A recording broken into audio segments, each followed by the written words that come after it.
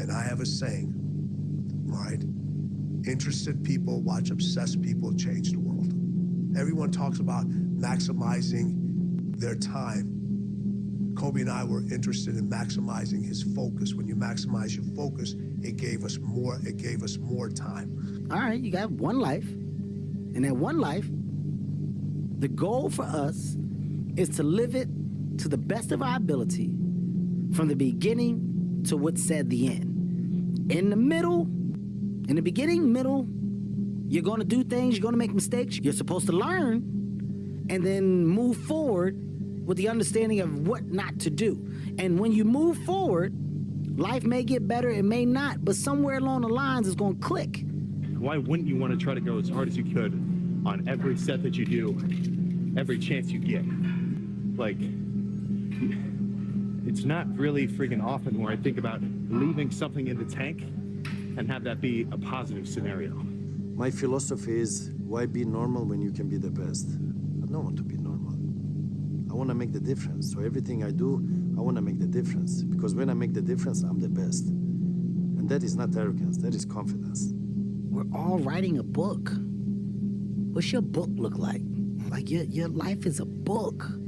You got a bunch of chapters in your book, but when they close that book, how good was the book? How good was your book? What was the ending to your book? If the ending to my book can be so amazing because of all that was done. Just keep stacking days. Mm-hmm. Just keep stacking days. As long as you keep stacking days, I promise you, you will see the change. But my coach used to always say, everything that you want is on the other side of hard.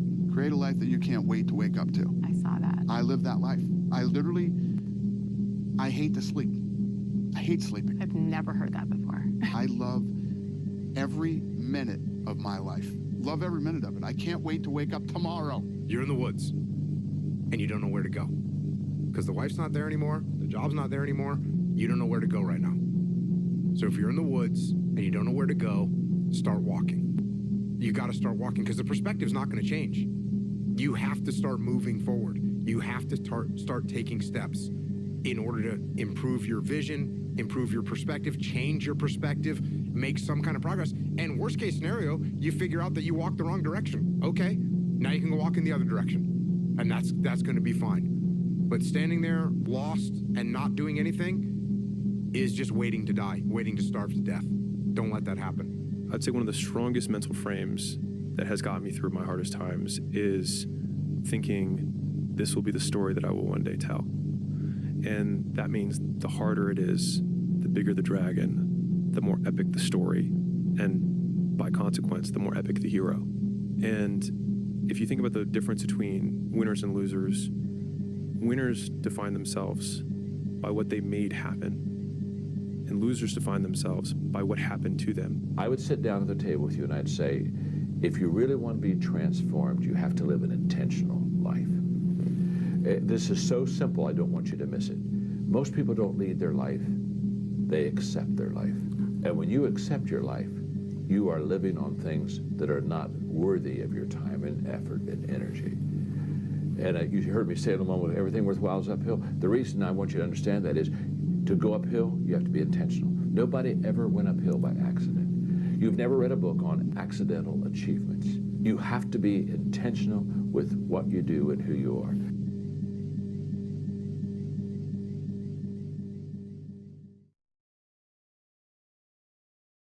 We're the lucky ones. A point made by Richard Dawkins.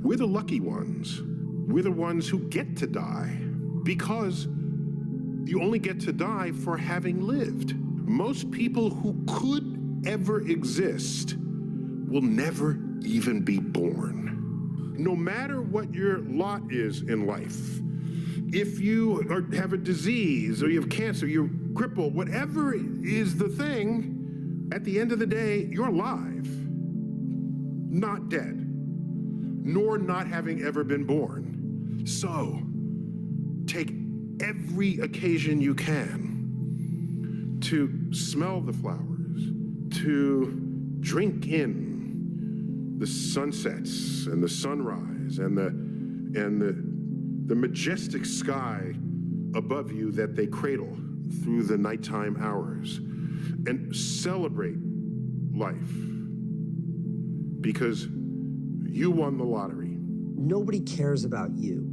is something that was never made clear to me, especially if you see yourself as a creative or you want to exist on YouTube or as a filmmaker, or as a musician, or as an artist or a painter, or any of those things. Like, you think that everybody's paying attention. And because of that, it kind of controls how you think. And even when I was young and fearless and nothing to lose, I was still so cognizant of, like, how are people going to react to this and what's the best way to do, like, I was so aware. Everybody is so focused on themselves in this world. Nobody has time for you. And the sooner you accept that as a creative person, the sooner you're free. Like, you're totally free. Like, do exactly what feels right to you. And if you can get yourself on that trajectory, then it goes back to what we were talking about before, about being novel, about being an original, about not being a photocopy of somebody who did something. If you're that photocopy, you will never be the original. But the moment you accept the fact that, you know, nobody cares, do your thing, nobody cares. And then you start to go down that path, you will just get better and better and better. Then you sprinkle on that patience I was talking about, you just keep going. And like your moment of explosion, your detonation will happen. Embrace the process. You say, Dwayne, what process? Life. Embrace the journey and the process of life. You only get stronger hiking by going uphill. Nobody gets stronger hiking by just going downhill. Naval Ravikant says no one can beat you at being you. The absolute best that you can hope for if you're playing a role is to be the second best in the world at being someone else. It's only by being yourself that you'll find people who like you for who you really are rather than someone you're pretending to be. If you haven't shown your true self to the people around you, you are inevitably going to feel disconnected from them. And the people who would have fallen in love with the true you will pass you by because that person is never presented. The persona subsumes the person.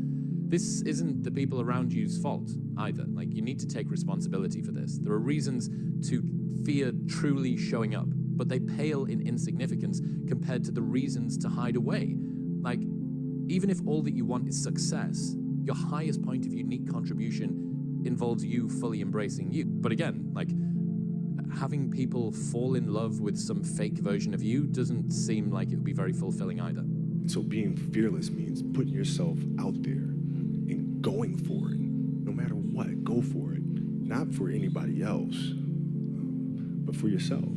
What's important to you? And what's important to you? For whatever reason, you know, I felt like I didn't feel good about myself if I wasn't doing everything I could to be the best version of myself.